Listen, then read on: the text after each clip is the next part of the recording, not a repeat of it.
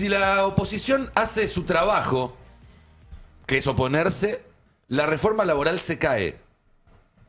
Ya ese optimismo a prueba de balas que tenía el gobierno en las primeras semanas después de la elección dio paso a un cálculo todavía optimista, pero donde están ya contando voto a voto y donde un traspié puede poner en riesgo todo el plan.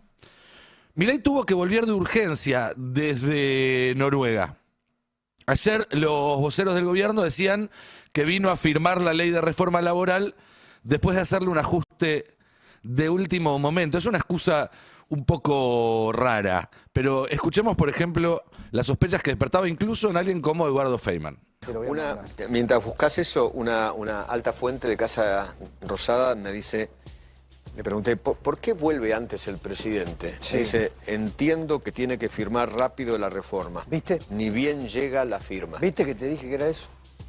Le acabo de preguntar, ¿no lo puede hacer electrónicamente? Raro, ¿no?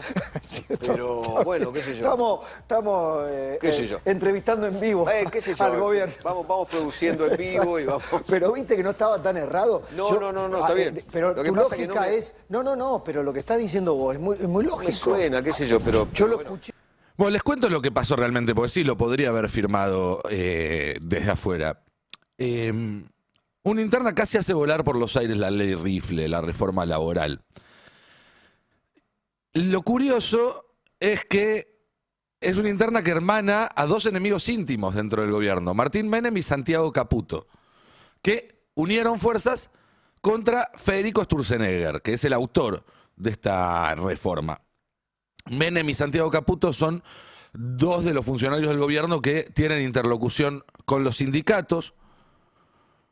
El tercero, que es Julio Cordero, también hizo advertencias en el mismo sentido, que básicamente le dijo, miren, la CGT no va a alargar lo que ellos llaman los derechos colectivos, los que hacen a la capacidad de organizar y de financiar el funcionamiento gremial y sindical, personería, negociaciones por empresa, los fondos, obviamente, para financiar a los sindicatos. ¿Qué es lo que se venía hablando además con la CGT en todas las charlas que tuvo el gobierno? Sturzenegger, de hecho, cuando estuvo reunido el lunes con el diputados de La Libertad Avanza, les dijo que iba a salir una versión light, sin todo ese paquete contra los sindicatos. Obviamente sí, el tema de las horas extras, sí, el tema de las indemnizaciones, pero lo que era contra los sindicatos, no. A esa reunión en la Cámara de Diputados no fue Martín Menem, ya un símbolo de que esa interna venía escalando. El problema es que al día siguiente, el martes, Adorni anuncia el proyecto e incluye en ese anuncio, tanto oralmente como luego por escrito en un documento, muchos de los artículos que supuestamente habían quedado afuera por esta gestión entre la CGT, Caputo, Martín Menem y demás. El proyecto estaba listo para ingresar al Senado, donde Patricia Bullrich además lo esperaba para darle tratamiento express, pero lo frenaron a último momento y con Milei afuera, tanto Menem como Santiago Caputo. ¿Por qué? Porque el cálculo de los votos le está dando al gobierno bastante más fino de lo que creía, y piensan que si el tratamiento se empantana, bueno, se va a volver cada vez más difícil, que va a ser fácil aprobarlo ahora en diciembre, pero que si se llega a enero va a ser más difícil, en febrero va a ser más difícil y así. La Casa Rosada está tratando de resolverlo rápido. El miércoles, ayer por la tarde, recibió a Sáenz, a Jalil, a Orrego, votos clave con los que se está negociando además el tema de la ley de glaciares y demás. Hoy va a estar Jaldo. Las provincias que no están alineadas son el árbitro de esta votación. En el Senado, que es por donde va a entrar, el gobierno necesita 37 y a esta hora Bullrich dice que tiene 34, contando al bloque de La Libertad Avanza, al del PRO, a los radicales y a Luis Juez. La oposición necesita 36 votos, porque con 36 votos frenás el quórum. No se puede tratar la ley. Tienen 28 de base. Son los 24 del bloque peronista, del interbloque peronista, más los 4 de Convicción Federal, que eran estos que eran parte del bloque peronista y se fueron, pero que estuvieron presentes ayer en la reunión con la CGT en el Senado. También en el bloque peronista cuentan con los dos senadores santacruceños, con lo cual ahí ya estás en 30, necesitas llegar a 36 para bloquearlo. La oposición necesita 6 votos, el oficialismo necesita 3 votos, y lo definen, ¿quiénes? Bueno, los senadores de Tucumán, de Córdoba, de Misiones, etc. Incluso Chubut, Salta, bueno. Son todos gobernadores que hoy están negociando con el gobierno, que hoy dicen que quieren que salga la reforma, que le han puesto la carita a cada una de las instancias que el gobierno pidió después del 26 de octubre, pero que también son sensibles si la CGT finalmente decide cambiar el acompañamiento pasivo que tuvo hasta ahora por un rechazo cerrado. Algo que se leería casi como instinto de supervivencia, porque el proyecto de ley, hay que ver qué firmó finalmente Milei, pero el que se anunció el martes, por lo menos, era prácticamente para ponerle un cierre al movimiento obrero organizado en la Argentina. Y se vio en las últimas 24 horas algo que se parece a un recálculo de la dirección de la CGT. Hay que ver cómo sigue, pero cuando uno escucha las declaraciones de Cristian Jerónimo, que aparece como el vocero del nuevo triunvirato, son muy distintas al tono que había hasta hace 48, 72 horas. Escuchemos, por ejemplo, lo que le decía ayer en la primera nota que dio, creo, que fue acá con Ari y con el equipo de Habrá Consecuencias. ¿Cómo? Que aparece el nombre de Gerardo Martínez en la página número 1, dice el presidente del Consejo de Mayo y los vocales, y está su nombre como parte de este informe que se presentó ayer. Lo podían haber puesto ellos, pero él no lo firmó. Digo, no estuvo Gerardo Martínez ayer en el cierre del Consejo de Mayo. ¿Y por qué no estuvo? ¿Cuál es Y fue una demostración de que se rechazaba de parte del hombre que iba en representación de la CGT, que se rechazaba lo que se estaba planteando ahí en el cierre del Consejo de Mayo. Bien, al rato dio otra nota Cristian Jerónimo y le preguntaron también de nuevo por el contenido del proyecto y se lo sorprendía, y decía esto. Digo, nosotros reivindicamos los derechos colectivos, los cuales las organizaciones sindicales tienen preponderancia a la hora de cuidar los intereses de los trabajadores y trabajadoras. Y eso es en un tipo de decisión así tendrá la cobertura de su organización gremial, donde lo entienda. Digo, nosotros entendemos que más allá de lo que plantea este gobierno, si hay que construir algún tipo de régimen diferencial para generar una dinámica distinta, tiene que ser un acuerdo entre capital y trabajo, no construyéndolo de una cuestión partidaria e ideológica. Y Cristian, ¿te sorprende este proyecto? ¿Esperabas otra cosa? No, la verdad que no, porque ya esto venía trascendiendo ya hace algún tiempo, más allá que ellos lo desconocían, ellos mismos lo habían dejado trascender, y sabíamos más o menos que eran los lineamientos que venían trayendo en su cabeza y lo que querían plantear. Ahora depende de la capacidad que tengamos nosotros de dar las discusiones en todos los ámbitos y de construir la fortaleza necesaria para construir un plan de acción, ¿no? Bueno, ya se habla de plan de acción. Es realmente una diferencia. Hay que ver, insisto, cómo evoluciona. Ayer estuvieron reunidos con senadores y diputados de Unión por la Patria, lo cual también habla de una posición opositora o de oponerse a la ley, más allá de que hay algunos votos en esos bloques que el gobierno contaba como posibles hasta ahora. Eso si la CGT se pone firme, no, esos votos no van a estar. Y hoy al mediodía va a reunirse, va a haber una reunión de su mesa chica para definir este plan de lucha. Como anticipó ayer Mariano Martín acá, la idea sería que antes de fin de año haya una importante movilización que coincida probablemente con el tratamiento en el Congreso de la ley.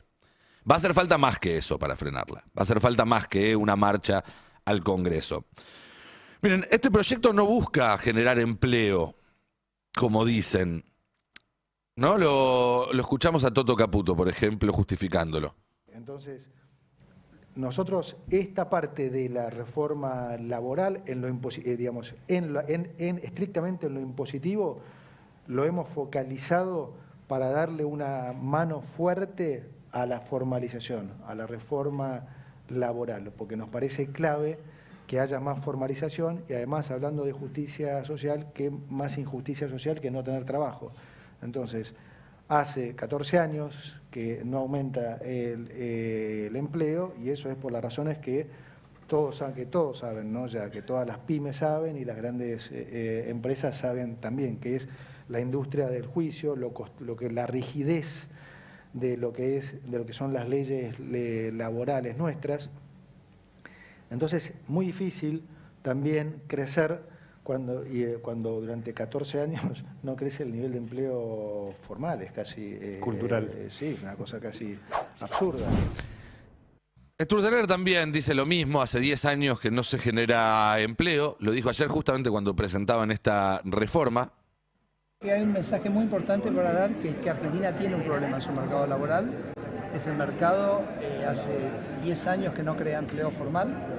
Es un mercado donde la mitad de los argentinos trabajan en la informalidad, entonces me parece que no tenemos que abundar en que tenemos un problema de diagnóstico, y creo que entre todos hemos trabajado una reforma laboral que tiene como objetivo central que haya más empleo en la Argentina, permitir que crezca ese empleo en la Argentina, que se reduzcan los costos que pesan sobre la relación laboral para que los salarios puedan subir.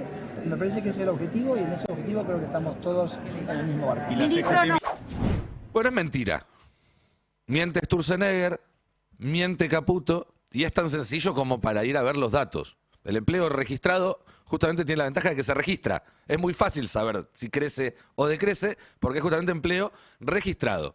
Y ahí vemos una evolución desde agosto de 2009, para dejar atrás los años de después de la crisis, que dicen, bueno, creció mucho porque se venía de un piso muy bajo y demás. No, agosto de 2009. Y ahí se ve cómo crece muy rápidamente hasta 2011, luego se ameseta un poco, pero sigue creciendo hasta un pico en 2015. Cuando gana Macri empieza a caer, se recupera en los meses previos a la elección del 17, cuando hubo una inyección de dinero para activar la economía justamente para mejorar el escenario electoral, y luego vemos la caída abrupta que empieza durante toda la segunda mitad del gobierno de Macri, coincidiendo con las reformas laborales que hizo ese gobierno y en la que trabajaron algunos abogados de empresas que están haciendo la reforma ahora, los mismos. Después se ve una caída vertical, que es el comienzo de la pandemia, en marzo del 20, y cómo durante el gobierno del Frente de Todos, gobierno que, como digo siempre, fue tan malo que después ganó Milei, pero aún así, en creación de empleo formal, tuvo una performance muy buena, que lo dejó incluso por encima de los picos de 2011, de 2015, de 2017, sin necesidad de flexibilizar, sin necesidad de ninguna de estas reformas. Y luego, cuando ganó Milei, o en realidad un poco antes, cuando empieza la inestabilidad después de la sequía y durante la campaña, empieza a caer y con Milei se desploma y queda amesetado debajo de esa caída. Es decir, no hay ninguna relación entre este tipo de reformas y si se crea o no empleo. No hacen esto, no están proponiendo esto para crear empleo. Entonces, ¿para qué? Es la pregunta. Y la respuesta es que lo hacen para cambiar el país para siempre. Como decimos siempre, Thatcher, la economía es un instrumento, lo que buscan es cambiar el alma. Lo que buscan es moldear a la Argentina, imagen y semejanza de las familias más ricas, que extrañan esa época en la que eran dueños de la vida de sus trabajadores y quieren volver a eso. Cuando te dicen, queremos despedir sin despeinarnos, queremos cambiar la cantidad de horas que trabajes hoy, mañana, banco de horas, no nos importa si tenés que buscar a tu pibe del colegio, si tenés entradas para ir a ver a tu equipo, podemos disponer de tus horas, podemos disponer cuándo te tomás vacaciones. Todo eso es una forma de decirte, somos los dueños de tu vida. Si querés trabajar para nosotros, tenés que entregarnos mucho más que tu fuerza de trabajo. Tenés que entregarnos todo. Porque además, esta no es una reforma para trabajadores de fábricas. En el país al que vamos no hay fábricas. No es para trabajadores de la minería, el gas, el petróleo, porque esos tienen buenos salarios y tienen buenos convenios y los van a seguir teniendo. Esto es para el chofer, para la enfermera, para los docentes de los hijos, para el mozo que les lleva la comida cuando salen a comer afuera, para la mujer que limpia sus casas. Lo que quieren es reducir al pueblo argentino a un estado de servidumbre. Y estamos a tiempo de detenerlo. Si la oposición se opone, esta reforma se cae. Pero para eso van a tener que tomar nota de algo que venimos advirtiendo hace tiempo, que es que Milei no negocia. Milei somete o se somete, impone o se impone. Entonces, para evitar que imponga esta reforma, va a haber que imponerse a él. No por las buenas, no negociando, no juntándose con Santilli. En la calle, en las fábricas, en el Congreso. No va a alcanzar con un comunicado, no va a alcanzar con mandar 4 o 5 columnas simbólicas, una marchita e irse a las 3:30 de la tarde cuando llegan los camiones hidrantes. No va a alcanzar con quedarse actuando en esas 10 cuadras que hay entre el Congreso y la Rosada. Si quieren frenar esto, y deberían hacerlo por instinto de supervivencia, van a tener que estar dispuestos a ganarle la pulseada al gobierno, a hacer lo que sea necesario para torcerle el brazo. Y esa es una batalla que no se da en las redes, que no se da en la tele, que no se da por comunicados. Si van a querer que los gobernadores de Catamarca, de Tucumán, de Salta, de Neuquén, de Chubut, no pongan sus votos, entonces van a tener que paralizar las fábricas en Catamarca, en Tucumán, en Salta, en Chubut. Van a tener que salir a las calles y cortar las rutas en cada una de las provincias del país, a luchar a cada ciudad, a frenar cada fábrica, a movilizar a cada seccional. Pero si lo hacen, si se oponen, la reforma laboral se cae. Porque, aunque ya volvieron a aparecer después de las elecciones esas encuestas que dicen que Milei es rubio, ojos celestes y de 1,80, la verdad es que el gobierno ya volvió a esa dinámica de estar todo el tiempo corriendo atrás del conejo verde. Ayer celebraron el regreso a los mercados que no fue. Caputo decía que quería por lo menos $1.000 millones a menos del 9%. Lo dijo en on the record, está grabado. Y finalmente terminaron pidiendo favores, golpeando la puerta de sus amigos, dándole negocios a las aseguradoras y los bancos. Vamos directo a la placa 24. Para conseguir menos de 1.000 a más del 9%. Porque como bien explica acá Cristian Buteler, captaron 910 millones y la tasa terminó siendo del 9,26%. Una tasa que por otro lado es más alta que la que consiguió la provincia de Santa Fe hace un par de semanas, que la que consiguió la ciudad de Buenos Aires hace un par de semanas. Eso está en la siguiente placa, en la 26. Y eso lo que significa es que le creen más a Puyaro o a Jorge Macri que a Toto Caputo. El riesgo país hoy está igual que en diciembre del 24. La inflación que vamos a conocer hoy a la tarde, igual que la de noviembre del 24. Ayer conocimos la ciudad, 2,4%. Pero en Córdoba también, 2,4%. En ciudades del interior bonaerense, como La Plata y Bahía Blanca, 3% está dando la inflación. Y ya no hay herencia que valga, ya no corre esa excusa. Y encima ahora nos enteramos que están volviendo a vender dólares para sostener el precio. Salió ayer un tuit de Ignacio Liberadol, periodista de la agencia internacional Bloomberg, contando que está volviendo a vender dólares para evitar una depreciación. Miren, les cuento algo que no tienen por qué saberlo y con esto termino. Esta es la época del año en la que las empresas liquidan los dólares que tienen para pagar aguinaldos, para pagar bonos, para todos los gastos extraordinarios que se hacen a fin de año. Eso debería hacer que el precio baje. Y sin embargo está subiendo y el gobierno tiene que intervenir. En una semana, esos bonos y esos aguinaldos van a estar en los bolsillos de los laburantes, los que sean afortunados de tenerlos, que se van a dar vuelta y van a salir a comprar dólares. Entonces, la presión para que suba va a ser más grande. Y mientras tanto, los bonistas que tienen que cobrar el 9 de enero 4.000 millones, ven como Toto se está gastando los dólares en sostener el dólar bajo. En este contexto, cada semana que pase, se achica la ventana del gobierno para aprobar sus reformas. Por eso Milei se tuvo que volver volando, literalmente, desde Noruega, dejó plantado al rey y al primer ministro para saldar el debate que demoraba la presentación de la ley. Pero si la oposición se opone, si hace su trabajo en serio, la reforma laboral se cae. ¿Qué tal? Buen día, ¿cómo están? Buenas. Buen día. Buen día. Me gustaría aclarar algo en relación a lo del dólar, porque Dale, Cami.